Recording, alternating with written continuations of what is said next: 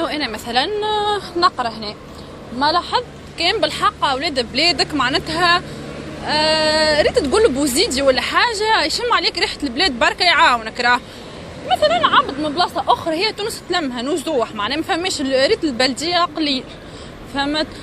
اما بصراحه حسب ما شفت معناتها شهرين في اللي جيت فيه ما نلقى كان ولد بلادي والا بصراحه معناتها قبل كنت معناتها في دارنا ما زلت ما بديتش نقرا وكل شيء، كنت نقول ليه ولد تلقى الخير في البراني وكل اللغه هذيك نتاع مخي ما زلت ما شفت حتى شيء.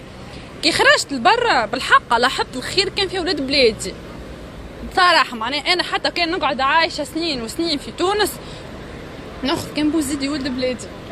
الحاجه الباهيه انه التعلق الشديد هذا يخليك حتى كي تفرح كي تشوف عبد يكون من بلادك وموجود في العصر. اي صحيح. ريتي ماذا اريد كيف تبدا دور هنا معناها في تونس، اذا بك لازم تلك اي واحد معناها يقرب لك ولا حتى معناها تراه حتى معناها تراه تمشي تحكي معاه خير من هنا في تونس.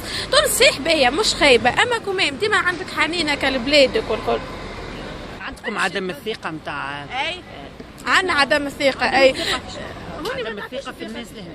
ايه اكيد بالطبيعه غادي تمشي معناها تبدا محلول هكا وهكا ما يمسك حد وما يكلمك حد وما يسبك حد معناها. لا اصلا غادي معناها اولاد بلادك كل حد ما يكلمك، اما هوني ديما ثقه ما فماش معناها ما تعرفش ثقه جمله هكا. بما انكم انتم لهنا تقراو جدد لاحظتوا انه في بلادكم حتى تخلي تليفونك ولا فلوسك في اي بلاصه فعلا ترجع تلقاهم في نفس البلاصه.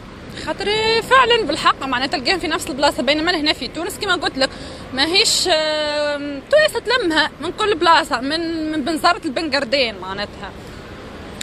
اصلا ما تعيش في امان كي تبدا في تونس، تبدا ديما خايفه معناها ما تعيش في امان والكل. تخير انك مثلا بار اكزومبل